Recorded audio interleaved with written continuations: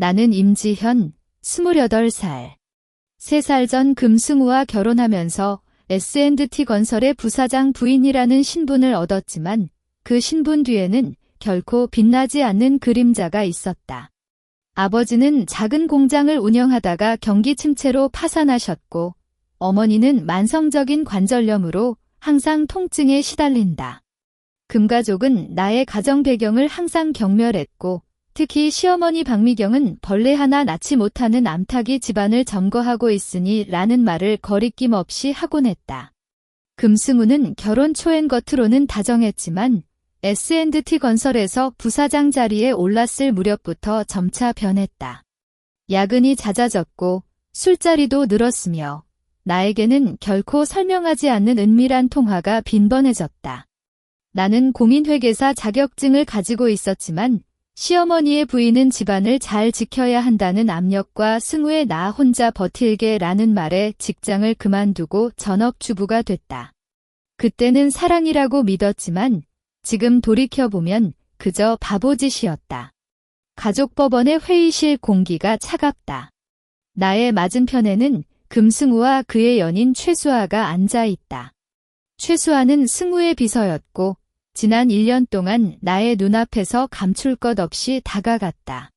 그들은 나의 노력으로 꾸려진 집을 무료 호텔처럼 쓰고 나의 개인 저축까지 마치 자신의 돈처럼 쓰고 있었다. 오늘은 이 모든 것을 끝내는 날이다. 이혼 합의서 마지막 줄에 펜을 대면 가슴속에는 아무런 아픔도 없었다. 오히려 오랜 숨막히는 감이 풀리는 해방감이 느껴졌다. 금승우는 최수아의 손을 꼭 잡고 그 얼굴에는 나를 떠나게 된 기쁨과 앞으로의 희망이 가득한 자랑스러운 표정이 자리 잡고 있었다. 최수아도 입가에 미소를 띤 채 나를 쳐다보았는데 그 미소는 마치 내가 방해물이었던 것처럼 하찮게 여기는 눈빛을 담고 있었다. 이제 끝났다. 임지현, 앞으로는 서로의 인생을 방해하지 말자. 금승우의 목소리는 차갑고 무심했다. 시어머니가 옆에서 끼어들어 그래야지. 우리 승우에게는 더 나은 여자가 필요했어. 수아는 곧 우리 가족이 될 거니까 라고 말하며 최수아의 어깨를 칭찬했다. 최수아는 수줍어하는 척 고개를 숙이지만 눈동자에는 억제할 수 없는 기쁨이 반짝였다. 나는 펜을 내려놓고 그들 한눈도 살펴보지 않았다. 서류를 접어 가방에 넣은 후 조용히 회의실을 나갔다. 복도를 걷는 동안 발걸음은 견고했다. 지난 6달 동안 준비한 모든 것이 이제 시작될 뿐이다.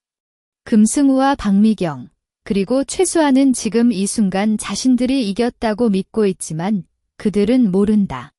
그들이 버린 나라는 그들 꿈에도 상상할 수 없는 보물을 안고 있었으며 그 보물을 다시 찾기 위해 오늘을 기다렸다는 사실을.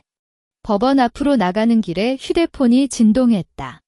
스크린에는 유럽연합주민권 최종 승인이라는 제목의 이메일 알림이 떠 있었다.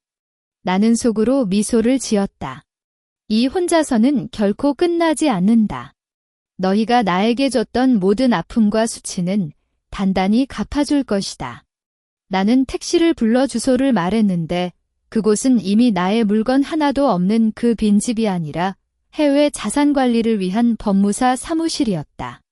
법무사 사무실은 강남대로 골목 안쪽에 숨어있는 고급 빌딩 12층에 있다. 문을 열자마자 김종민 법무사가 웃으며 맞아줬다. 임씨, 기다렸습니다. 이후 주민권 서류와 자산 이전 완료 증명서 모두 준비했습니다. 그의 책상 위에는 두꺼운 서류 뭉치와 함께 작은 주얼리 상자가 놓여 있었다. 나는 의자에 앉아 서류를 하나씩 확인했다. 국내에서 나의 이름으로 등록된 주식, 예금, 그리고 시어머니가 부부 공동 재산이라고 주장했던 아파트도 결혼 전 나의 개인 저축으로 구매했고 증권사 증명서와 계좌 거래 내역으로 명확히 증명됐기 때문에 전부 해외 신탁 계좌로 이전된 기록이 있었다.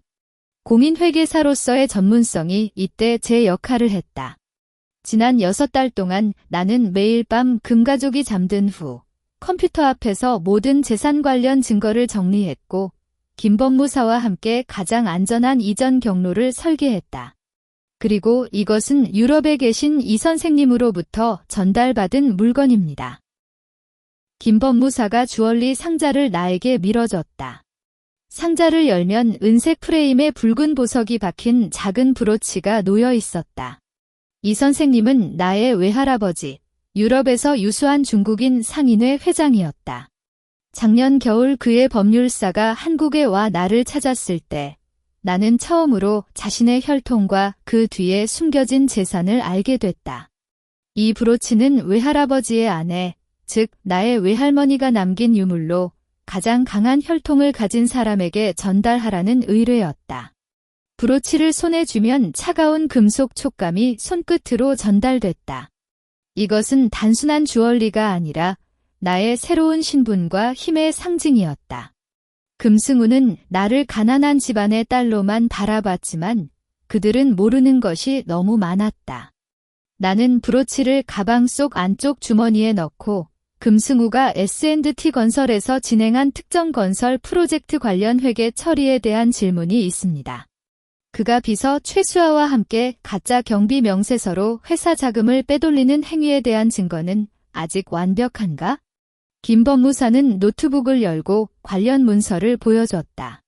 임 씨가 제공해주신 결제 문서 사본과 카드 사용 내역, 그리고 최수아가 개인 계좌로 받은 비정기적인 입금 기록을 연결했습니다. 이는 명백한 직무상 횡령과 부정집행에 해당하며 필요할 경우 금융감독원과 검찰에 제출할 수 있는 수준입니다. 그는 페이지를 넘기며 다만 지금은 시기가 아닙니다. 그들이 가장 안심하고 자신감을 부릴 때 일격을 넣는 것이 가장 효과적입니다. 나는 그의 말에 고개를 끄덕였다. 휴대폰을 꺼내보니 고등학교 동창이었던 이수진이 보낸 카톡이 있었다. 사진 속에는 금승우와 최수아가 결혼식장에서 부부로 기념사진을 찍고 있는 모습이 담겨 있었다. 이수진은 S&T 건설의 마케팅팀에 근무하고 있어 금가족의 동정을 쉽게 알 수 있었다. 오늘 급히 결혼식을 했다고 해요. 시어머니가 모든 비용을 내준다고 하더군요. 대박인 척 기뻐하는데 우스울 정도예요. 사진 속 최수아는 크림색 웨딩드레스를 입고 금승우의 팔에 기댄 채 눈을 반짝이고 있었다. 금승우도 웃고 있지만 그 표정에는 승리감보다는 마침내 부유층에 진입했다는 자만감이 더 돋보였다. 나는 사진을 지운 후 이수진에게 다음에 그들의 가족 모임이 있다면 알려줘라고 답했다. 그동안 나는 표면적으로는 금가족과 완전히 단절했지만 필요한 인맥은 모두 유지하고 있었다. 이수진은 나를 믿었고 금승우의 부정행위로 인해 동료들이 피해를 입은 것을 보고 속으로 화가 났기 때문에 나의 계획에 적극적으로 협조해 주었다. 사무실을 나갈 때 김 법무사가 유럽에 도착하면 즉시 연락하십시오. 외할아버지의 신탁펀드 관리팀과도 연결해 드릴게요라고 말했다. 나는 고개를 끄덕고 밖으로 나갔다. 햇살이 강했지만 나의 마음속은 차분했다. 금승우와 최수아는 지금 이 순간 자신들의 행복한 미래를 꿈꾸고 있을 것이다. 하지만 그 꿈은 오래가지 못할 것이다. 나는 공항 방향으로 가는 택시를 불렀고 가방 안에는 이후 비자와 함께 그들에게 최후의 일격을 줄 모든 증거가 잘 담겨 있었다. 오스트리아 잘츠부르크 공항을 나왔을 때 알프스 산맥의 푸른 기운이 숨결까지 차분하게 해줬다. 외할아버지가 남겨준 저택은 호수가 보이는 언덕 위에 자리 잡고 있었고 마당에는 장미와 라벤더가 가득 심겨 있었다. 집안 관리인인 헬마는 나를 맞이해 이 선생님이 항상 당신을 기다리셨어요라고 말하며 미리 준비된 차가운 레몬티를 건네주었다. 이곳은 나의 새로운 시작이자 금승우들에게 복수를 선언할 본거지였다. 저택 안에는 외할아버지의 사진과 함께 수많은 책이 진열되어 있었다. 주방 테이블 위에는 신탁펀드 관리팀이 보낸 보고서가 놓여 있었는데 그 안에는 유럽 각국에서의 부동산 투자 현황과 주식 포트폴리오가 자세히 적혀 있었다. 나는 공인회계사 경험을 살려 하루 3시간씩 보고서를 분석하며 관리팀과 온라인 회의를 진행했다. 처음에는 어색했지만 외할아버지가 남긴 메모와 법률사의 설명으로 금방 적응할 수 있었다. 이제 나는 임지현이 아니라 유럽에서도 인정받는 재산관리자로 살아갈 것이다. 가방을 정리하다가 은색 프레임에 브로치가 떨어졌다. 붉은 보석은 햇살을 받아 반짝이는 것처럼 보였고 손끝에 닿는 순간 지난 아픔이 떠오르기도 했다. 하지만 지금은 그 아픔이 복수의 동력으로 변했다. 나는 브로치를 가슴에 걸고 거울을 보았다. 과거의 수줍고 순진한 모습은 사라졌고 그 자리에는 결단력 있고 차분한 눈빛을 가진 여자가 있었다. 휴대폰을 꺼내 김 법무사에게 메시지를 보냈다. S&T 건설의 최신 회계 보고서를 받았는지 확인해 주세요. 금승우가 새로 맡은 프로젝트에 주목해 주시길 바랍니다. 이틀 후 이수진이 카톡으로 긴 글을 보냈다. 그녀에 따르면 금승우는 결혼 후 S&T 건설에서 부사장 권한을 확대했고 최수아를 부사장실 특별보좌관으로 임명했다.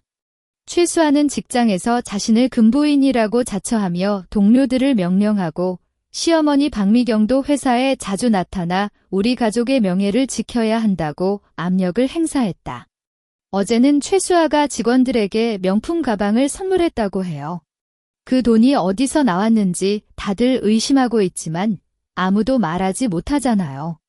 나는 이수진에게 최수아의 개인 계좌 움직임을 계속 관찰해줘라고 답했다. 이수진은 친구의 남편이 은행 직원이기 때문에 특정 계좌의 입출금 기록을 확인할 수 있었다. 금승우는 결혼식 비용을 시어머니에게 받았지만 최수아에게 주는 명품과 생활비는 결코 그 정도로는 모자랐다. 분명히 S&T 건설의 자금을 횡령하고 있었다. 이는 나의 증거 목록에 새로운 내용을 추가할 좋은 기회였다. 저녁에 김 법무사가 회신을 보냈다. 그의 메시지에는 S&T 건설이 새로 받은 강원도 리조트 건설 프로젝트 관련 문서가 첨부되어 있었다. 문서를 보면 금승우가 프로젝트 총 예산의 20%를 협력사 비용으로 명시했지만 실제 협력사는 그 금액의 절반만 받았다. 나머지 금액은 최수아의 이복 누나가 운영하는 쉬운 법인 계좌로 들어갔고 결국 최수아의 개인 계좌로 이전된 기록이 있었다. 이것은 명백한 사기와 횡령입니다. 검찰에 제출하면 5년 이상 형을 받을 수 있습니다. 나는 헬마에게 호수앞 카페 정보를 묻고 나갔다. 카페 테이블에서 이후 주민권 서류와 신탁관리자 증명서를 꺼냈다. 이제 나는 한국의 법적 관계에서 완전히 자유로웠고 금승우들은 나를 어떻게 해도 할 수 없었다. 휴대폰이 진동했고 이수진의 메시지가 떴다. 금가족이 다음 주 토요일에 강원도 별장에서 가족 모임을 열 거예요. S&T 건설의 주요 투자자들도 초대했다고 해요. 금승우가 자신의 권력을 과시하려는 것 같아요. 가족 모임에 투자자들이 참석한다는 건 금승우가 프로젝트를 홍보하며 추가 투자를 유도하려는 의도였다. 이는 나의 계획의 완벽한 시기였다. 가장 많은 사람이 자리할 때 그의 부정행위를 드러내면 그의 명예와 직위가 함께 무너질 것이다. 나는 이수진에게 모임 장소와 시간을 정확히 알려줘라고 답한 후 김 법무사에게 강원도 별장으로 증거를 직접 전달해줘. 그리고 유언장 검증 서류도 함께 가져오라고 지시했다. 호수의 물결이 부드럽게 밀려오고 있었고 나는 그 물결 소리와 함께 금승우의 절망적인 소리가 들릴 것만 같았다. 저녁 식사로 헬마가 만든 파스타를 먹으며 유럽 경제 뉴스를 보고 있었다. TV 화면에는 S&T 건설의 CEO가 새로운 프로젝트를 발표하는 모습이 나왔고 그 뒤에는 금승우가 웃으며 손을 흔드는 모습이 보였다. 그는 아직도 자신이 세상의 중심이라고 믿고 있었다. 나는 수저를 내려놓고 브로치를 살펴봤다. 다음 주 토요일, 이 브로치가 목격할 복수의 장면이 기다리고 있었다. 나는 유리잔에 와인을 따르고 건배라고 속으로 속삭였다. 이는 나의 해방을 축하하는 건배이자 금승우들의 파멸을 예고하는 건배였다. 강원도 별장의 정원은 채플라워와 튤립으로 화려하게 장식됐다. 햇살 좋은 목요일이었고 금가족의 가족 모임과 함께 S&T 건설의 주요 투자자들도 초대됐기 때문에 별장 안팎은 한창 바쁘고 경쾌한 분위기였다.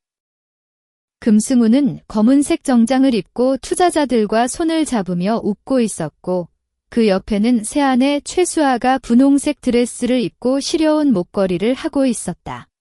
시어머니 박미경은 각종 음식을 안내하며 우리 승우가 이 프로젝트를 잘 끝낸다면 S&T 건설은 한 단계 더 크게 성장할 거야라고 자랑스럽게 말했다. 이수진은 카메라를 살짝 들고 투자자들 뒤에서 나에게 실시간으로 사진을 보냈다.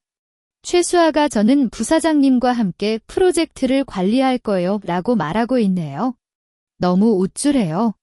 시어머니도 옆에서 우리 수아는 배우기도 빠르고 예쁘기도 해라고 칭찬하고 있어. 나는 오스트리아 저택의 거실에서 이 메시지를 보고 있었다. 테이블 위에는 강원도 별장의 지도와 김법무사의 위치 공유가 뜨고 있었고 그는 지금 별장 근처 카페에서 증거 파일을 마지막으로 확인하고 있었다. 나는 이수진에게 사촌 언니가 도착했어? 라고 물었다.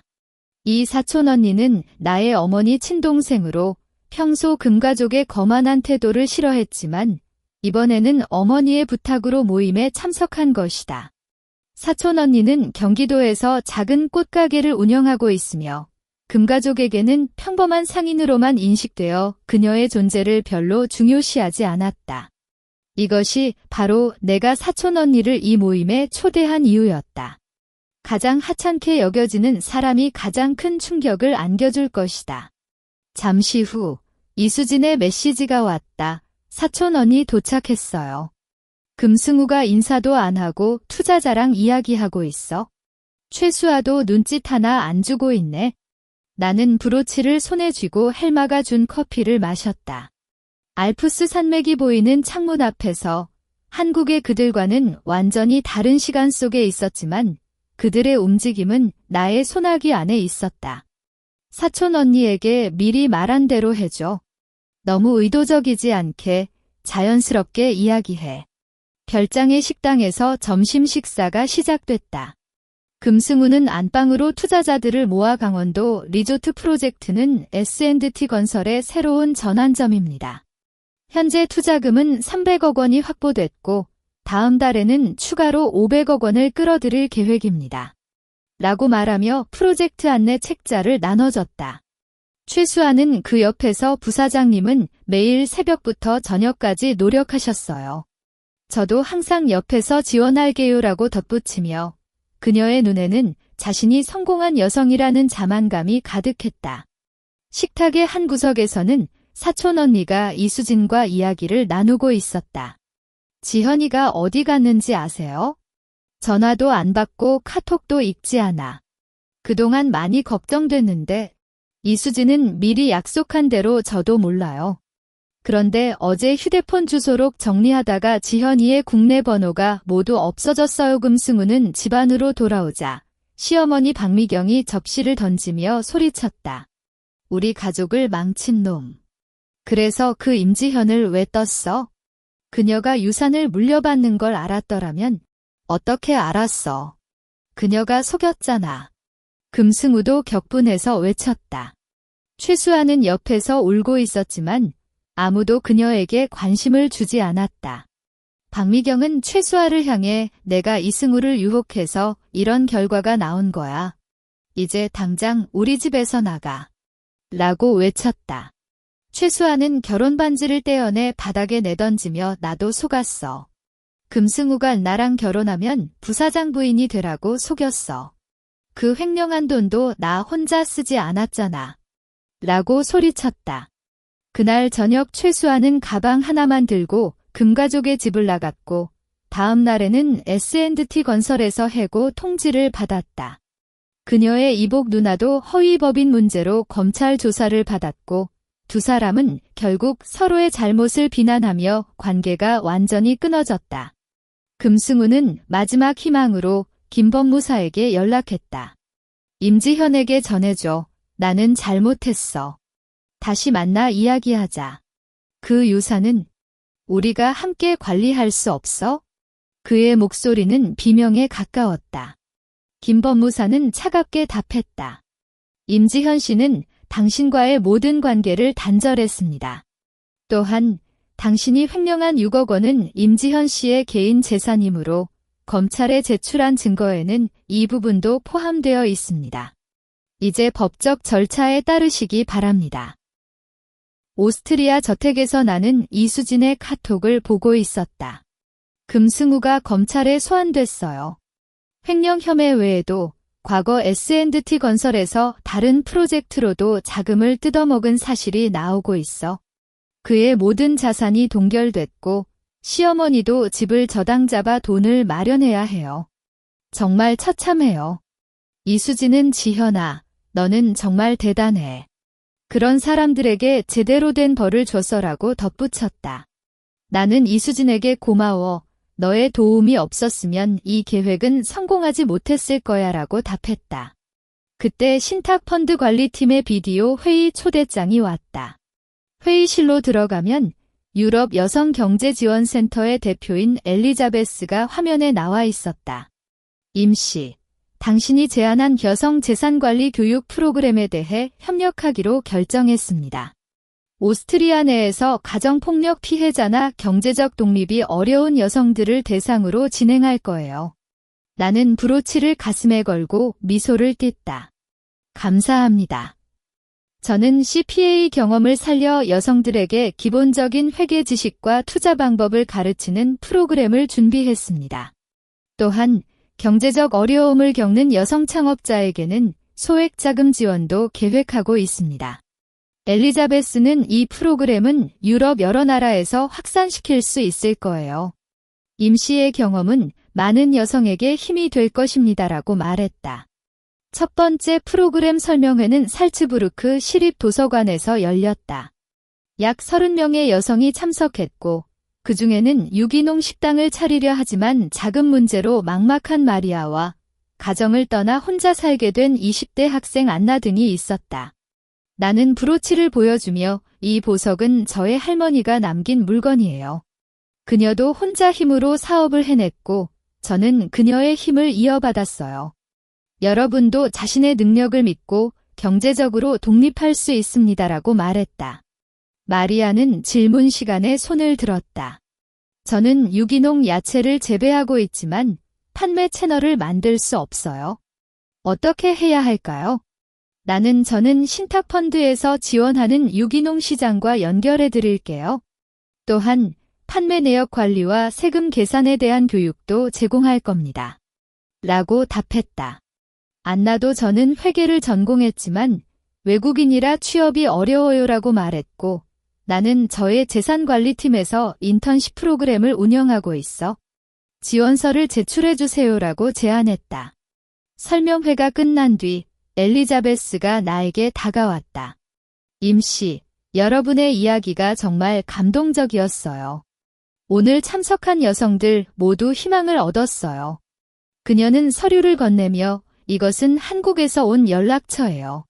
한국의 여성권익 단체가 당신의 프로그램을 알고 연락했어요. 한국에도 같은 프로그램을 진행하고 싶다고 해요. 나는 서류를 보고 있었다. 연락처는 한국여성경제독립센터의 것이었고 담당자는 임지현 씨의 이야기가 많은 한국 여성에게 용기를 주고 있습니다. 함께 협력하여 한국의 여성들에게 도움을 주고 싶습니다라고 적혀 있었다. 나는 휴대폰을 꺼내 김 법무사에게 메시지를 보냈다. 한국여성경제독립센터와의 협력 가능성을 조사해 주세요. 저는 한국으로 잠시 돌아가고 싶습니다. 저녁에 헬마가 한국 음식을 만들어줬다. 비빔밥을 먹으며 나는 창밖의 알프스 산을 바라봤다. 처음에는 한국을 떠나고 싶었지만 이제는 자신의 경험으로 다른 한국 여성들을 돕고 싶다는 마음이 생겼다. 브로치의 붉은 보석이 밤하늘의 별빛과 어우러져 반짝이고 있었고 나는 속으로 말했다. 어머니, 할머니, 저는 이제 여러분의 힘을 이어받아 다른 사람을 돕고 있어요. 그때 휴대폰이 진동했고 김 법무사의 메시지가 떴다. 금승우가 구속 기소되었습니다. 그리고 한국여성센터와의 회의 시간을 잡았어요. 언제 돌아오시겠습니까? 나는 헬마에게 저택관리와 프로그램 진행을 맡기고 신탁펀드 관리팀과는 주간 온라인 회의로 업무를 연결하기로 했다. 마리아의 유기농 식당 협력과 안나의 인턴십은 꼭 따라봐 주세요라고 부탁했을 때 헬마는 안심하세요, 임씨. 여기서는 모든 것을 잘 처리할게요라고 웃으며 답했다. 이틀 후 나는 브로치를 가슴에 걸고 오스트리아 공항에서 한국행 비행기를 탔다. 이번 한국 방문은 과거를 마무리하는 것이 아니라 새로운 책임을 시작하는 것이다.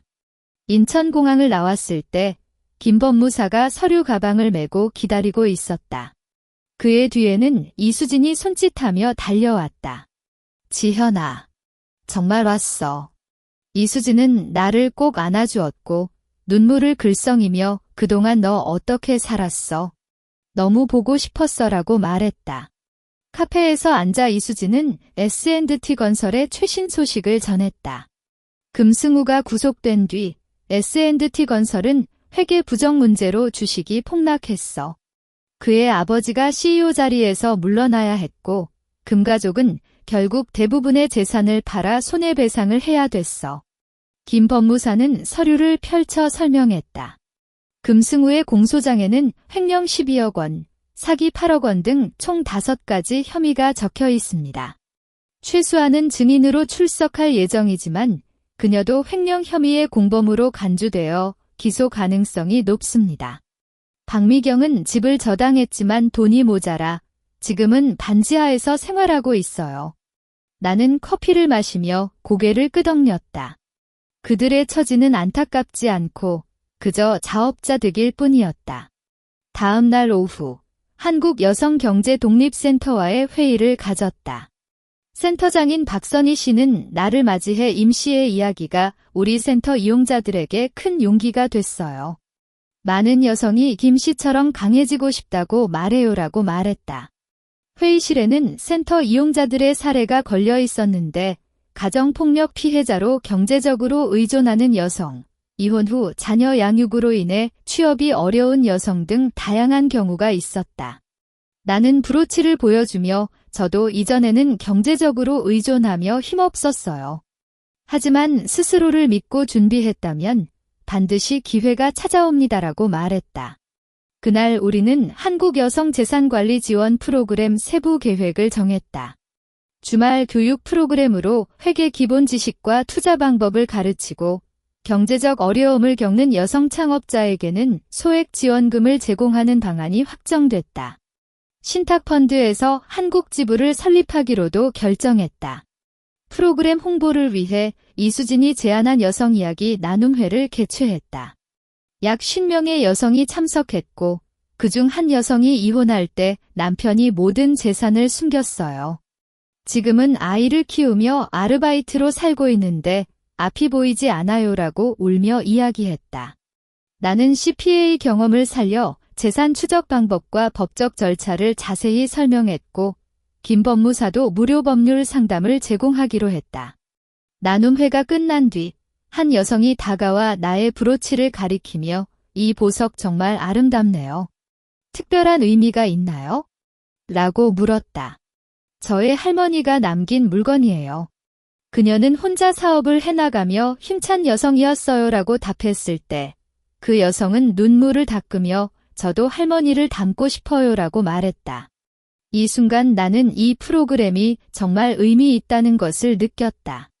저녁에 이수진과 함께 강남 맛집에 갔다. 길을 걷다가 갑자기 누가 나를 부르는 소리가 들렸다. 돌아보니 최수아가 복장도 낡고 머리도 헝클어진 채 서 있었다. 그녀는 임지현, 제발 좀 도와줘라고 울며 다가왔지만 나는 걸음을 멈추지 않았다. 최수아는 뒤에서 나는 검찰에 기소될 거예요. 돈도 없고 집도 없어. 너는 왜 이렇게 잔인해? 라고 소리쳤다. 이수진이 무시해라고 말하며 나를 안심시켰지만 나는 잠시 뒤를 돌아봤다. 최수아는 벼랑 끝에 선 사람처럼 혼란스럽게 서 있었다. 나는 김 법무사에게 메시지를 보냈다. 최수아의 법적 상담을 무료로 제공해 주세요. 하지만 그녀는 스스로 잘못을 인식하고 책임을 져야 해. 복수는 원한을 풀기 위한 게 아니라 자신을 구원하고 다른 사람을 돕는 힘으로 변해야 한다는 걸 이제야 확실히 알았다. 집으로 돌아가는 길에 휴대폰이 진동했다. 유럽의 신탁관리팀이 마리아의 유기농 식당이 유기농 시장과 계약을 맺었고 안나가 인턴십에서 우수한 평가를 받았다고 보고했다. 나는 창밖의 서울 야경을 바라보며 브로치를 만질었다. 과거의 아픔은 아직 남아있지만 그 아픔을 통해 더 많은 사람을 돕는 길을 걷고 있다는 사실이 나를 안심시켰다. 김 법무사는 다음 날 최수아가 법적 상담을 받았고 자신의 잘못을 인정하며 검찰에 자진 출석할 계획이라고 했어요라고 전했다. 또한 한국여성재산관리 지원 프로그램에 대한 기사가 나왔고 많은 기업에서 후원 의사를 밝혔어요라고 덧붙였다. 나는 센터장 박선희 씨에게 연락하여 다음 주부터 첫 교육 프로그램을 시작하자고 제안했다. 저녁에 어머니에게 전화를 걸었다. 엄마, 저 한국에 있어요. 여성들을 돕는 프로그램을 하고 있어요. 어머니는 울며 지현아, 엄마가 정말 자랑스러워. 너의 할머니도 기뻐할 거야 라고 말했다. 나는 브로치를 가슴에 대고 엄마, 저는 이제 혼자서도 잘 살아가고 다른 사람도 살려줄 수 있어요 라고 말했다. 그때 창밖의 달빛이 브로치에 비치며 붉은 보석은 더욱 빛나고 있었다. 첫 여성 재산관리 교육 프로그램은 센터의 대회의실에서 열렸다. 30명의 참가자들이 앉아 노트북을 펼치고 있으며 그 중에는 지난 이야기 나눔회에서 재산을 숨겨진 이혼 여성 김지은 씨도 있었다. 나는 앞쪽에 서서 브로치를 살짝 만지며 오늘은 가장 기본적인 계좌 관리와 재산 추적 방법부터 시작하겠습니다라고 말했을 때 모든 사람의 눈이 빛났다. 이는 단순한 교육이 아니라 그들에게 경제적 자유를 주는 첫걸음이었다. 교육 중 김지은 씨가 손을 들었다. 임 씨, 남편이 은행 비밀번호를 바꿨어요. 계좌 잔액을 확인할 수도 없고 그가 빌린 대출에 내 이름까지 올렸어요. 어떻게 해야 하나요? 나는 CPA 경험을 살려 가장 먼저 은행에 본인 인증서로 계좌 거래 내역을 요청해야 해요. 대출 관련 부분은 김 법무사가 작성한 부인 미동의 대출 무효화 청구서를 제출하면 됩니다라고 답했다. 나는 미리 준비한 서류 템플릿을 나눠주었고 김 법무사의 부서 직원도 현장에서 개별 상담을 진행했다. 오후 교육이 끝나자 김지은 씨가 나에게 다가왔다. 이 서류로 정말 되나요? 그동안 많은 법무사가 증거가 없어 어렵다고 말했어요. 나는 그녀의 손을 잡고 저도 이전에는 이런 상황이었어요. 하지만 정확한 증거와 올바른 법적 절차가 있다면 반드시 이길 수 있습니다라고 말했다. 그때 그녀가 나의 브로치를 보며 이 보석이 임 씨에게 힘을 주는 건가요? 라고 묻자 나는 웃으며 네, 할머니의 힘이 전해지는 거예요라고 답했다. 휴대폰이 진동했고 김 법무사의 메시지가 왔다. 금승우 재판 첫 공판이 끝났어요. 그는 횡령 혐의를 인정했지만 회사의 지시였어라고 변명했습니다.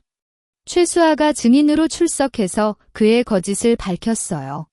메시지에는 공판장 사진이 첨부되어 있었고 금승우는 수감복을 입고 머리를 숙인 채 앉아 있었다. 그의 옆에는 법률사가 글자를 쓴 채 긴장한 표정을 하고 있었다. 이수진이 카톡으로 추가 소식을 보냈다. 최수아가 금승우가 지 돈은 임지현이 모르니 안전해라고 속였던 걸 증언했어요. 검사가 왜 이제 증언하셨어라고 물었을 때 그녀가 김지현 씨가 저에게 법적 도움을 줬고 저는 잘못을 고쳐야 한다는 걸 깨달았어라고 말했어. 참 놀랐어. 나는 이 메시지를 보고 잠시 생각했다. 복수의 진정한 의미는 누군가를 망치는 게 아니라 잘못을 인식하고 고칠 기회를 주는 것일 수도 있다는 걸. 다음 날 김지은 씨가 기쁜 소식을 전했다. 은행에서 거래 내역을 받았어요. 남편이 지난 2년 동안 5억 원을 빼돌려 다른 여자에게 줬다는 걸 발견했어요. 김 법무사님의 도움으로 대출 무효화 청구도 받아들여졌어요. 그녀는 눈물을 글썽이며 이제 아이와 함께 혼자 살아갈 자신이 생겼어요. 임 씨, 정말 감사합니다라고 말했다. 나는 그녀에게 이것은 저의 도움보다 당신이 용기를 내서 얻은 결과예요라고 답했고 신탁펀드의 소액지원금 안내서를 건네주었다. 오후에 센터장 박선희 씨와 함께 프로그램 후원기업과의 회의를 가졌다.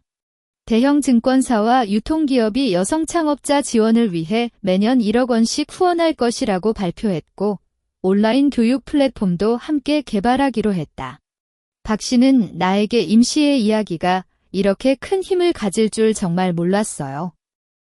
다음 달에는 부산과 대구에서도 프로그램을 확장할 거예요라고 말했다. 저녁에 최수아가 김 법무사를 통해 간접적으로 감사 메시지를 보냈다. 검찰이 혐의를 경감해주기로 했어요. 금승우의 주도성을 증언한 덕분이래요. 앞으로는 아르바이트를 하며 돈을 모아 손해배상을 갚을 거예요. 임 씨에게 감사하다는 말을 전해주세요. 나는 김 법무사에게 그녀에게 잘 살아가라는 말을 전해줘라고 답했다.